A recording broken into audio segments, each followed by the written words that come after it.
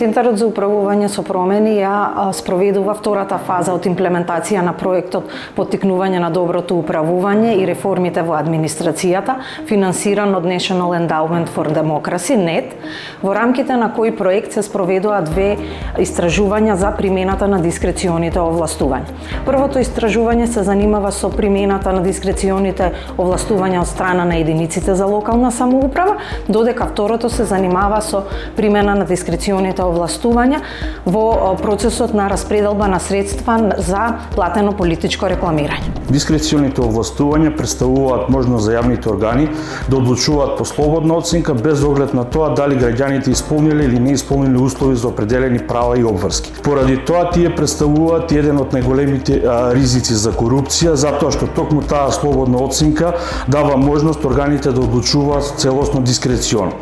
Законот за општа управна постапка инсистира при користење на дискреционите овластувања одлуките да бидат особено образложени, а овие овластувања да се користат само за целта за која се дадени.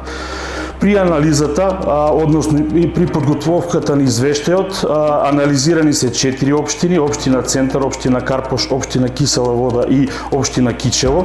при што генерален заклучок е дека овие општини масовно ги користат дискреционите овластувања и тоа на неколку нивоа. Прво, сами одлучуваат за која намена ќе ги користат средствата, сами определуваат износи на средства кои што ќе се користат и сами определуваат критериуми, а дури некогаш и нема критериуми за добивање на тие средства. При тоа дојдовме до податоци дека на годишно ниво само во овие 4 општини се користат 2 до 3 милиони евра пари на граѓаните. Тие пари се делат за финансирање на приватни јавни спортски клубови, за финансирање на замена на кровови, за финансирање на пелети, дрва за огрев, значи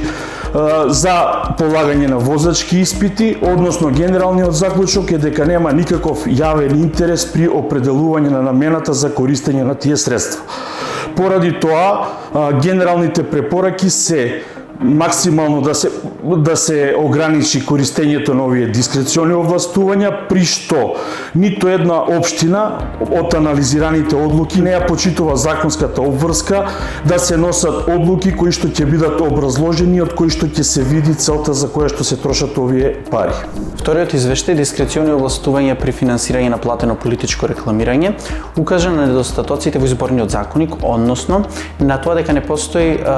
постапка која ќе биде јасна и недвосмислена за водење на регистарот за радиодифузери, печатени медиуми и електронски медиуми портали, со што се доведува ситуација во него да бидат внесени голем број електронски медиуми кои не ги исполнуваат стандардите за да се квалификуваат како медиуми, односно истите можат да шират лажни вести, говор на омраза и слично. За изборите во 2024 година овој регистар содржи преку 250 електронски медиуми и токму поради недостатокот од постапка за водење на регистарот не е јасно колку од овие реално ги имаат исполнети условите. Државната изборна комисија имаше изјавено дека за изборите во 2024 година токму за намените за платено политичко рекламирање ќе бидат потрошени преку 600 милиони евра од парите на граѓаните. Поради тоа, потребно е да се воведат измени во изборниот законник и да се воведи процедура која ќе соодветствува со законот за општа управна постапка или пак тоа да се уреди со подзаконски акт со цел овие пропусти да не се дозволат и парите на граѓаните да се трошат исправно.